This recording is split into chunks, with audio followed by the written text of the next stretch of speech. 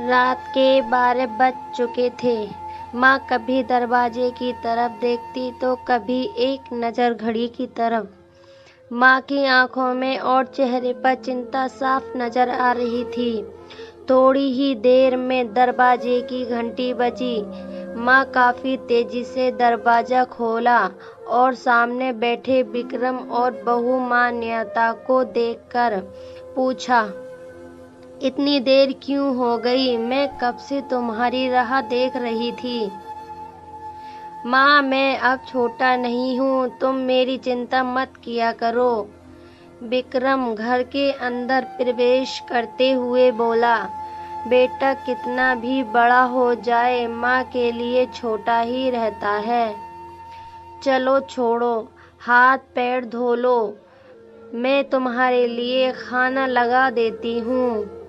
माँ दरवाजा बंद करते हुए कहा, माँ जी हम बाहर से खाना खाकर आए हैं, आप खा लीजिए, हम सोने जा रहे हैं। बहू मान्यता ने कहा, लेकिन मैंने तो तुम लोगों की पसंद की खीर बनाई है, आओ थोड़ी थोड़ी खा लो। माँ तुम्हें एक बार में समझ में नहीं आता क्या? तेरी बहू ने कहा ना, हम बाहर से खाना खाकर आए हैं, क्यों परेशान करती है? जा तू खीर खा ले और सो जा, और हमें भी से शांति से सोने दे। माँ अकेले कैसे खीर खा सकती थी और उसे बिना खाए नींद कैसे आ सकती थी? क्योंकि बेटे के इंतजार में उसने भी कुछ नहीं खाया था। वह किचन में गई, एक गिलास पानी पिया और अपने रूम में चली गई। सुबह 10 बजे विक्रम की आंखें खुली। बाजू में मान्यता अभी भी सो रही थी। विक्रम हॉल में आया तो लैपटॉप के पास रखी एक चिट्ठी पर उसके नजर पड़ी। यह चिट्ठी किसकी हो सकती है? ये देखने के लिए उसने चिट्ठी खोलकर पढ़ना शुरू किया। मेरे लाल, तू सोच रहा होगा कि एक ही घर में रहते हुए ये चिट्ठी क्यों मैं तुम्हें बोलकर भी ये बात बता सकती थी। हाँ बता सकती थी, अगर तू मेरी बातें सुनना चाहता तो।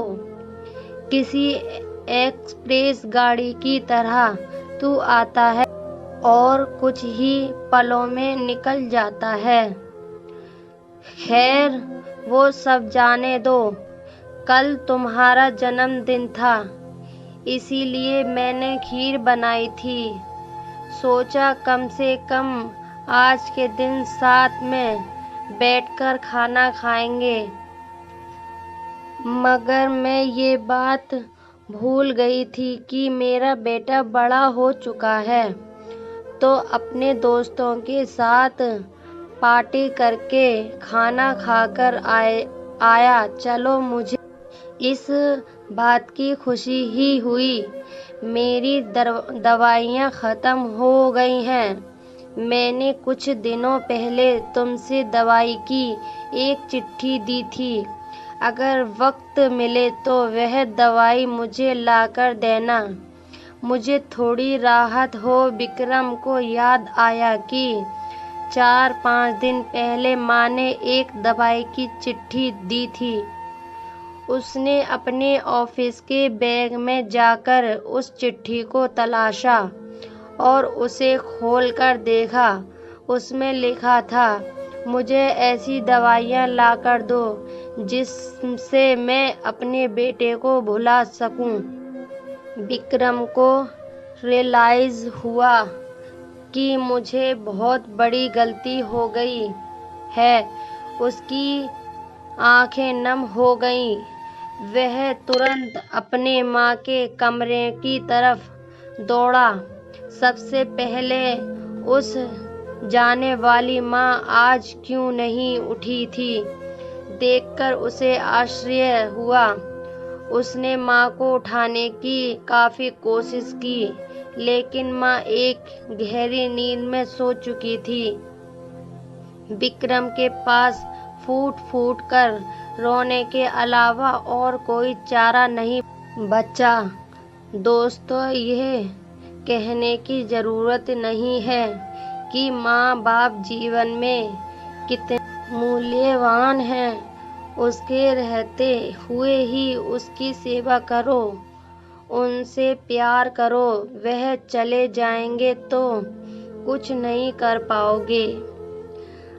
दोस्तों, अगर आपको ये कहानी पसंद आई है तो आप मेरे चैनल को सब्सक्राइब करें और कमेंट में बताएं इस माँ की कहानी आपको कैसी लगी।